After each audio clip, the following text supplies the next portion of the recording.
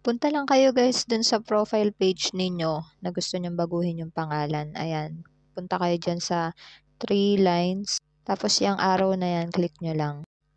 Yan, lalabas dyan lahat ng mga page na ginawa ninyo. Tapos hanapin nyo lang dyan yung gusto nyong baguhin yung pangalan.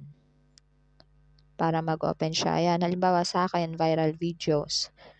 Click nyo lang yan. Tapos pag nag-open na, click nyo yung 3 lines sa taas. Ayan. Tapos sa baba, punta kayo sa baba. Hanapin nyo yung settings and privacy. Ayan, click nyo lang po yan. Click settings.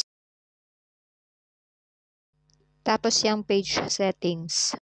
Tapos click nyo yung name.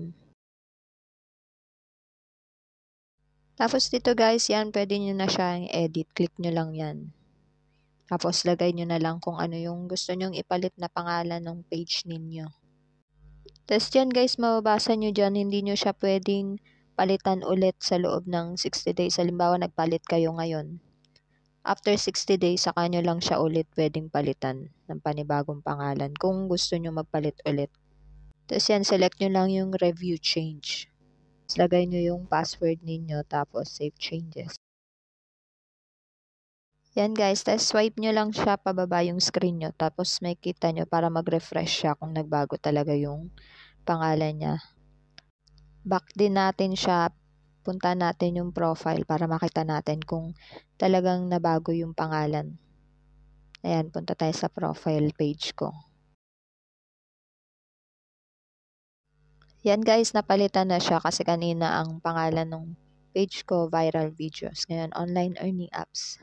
Pwede nyo rin follow yan guys kung gusto ninyo.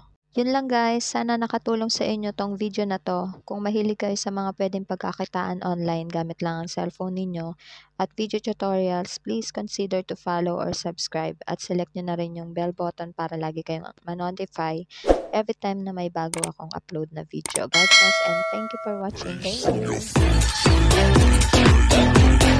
you.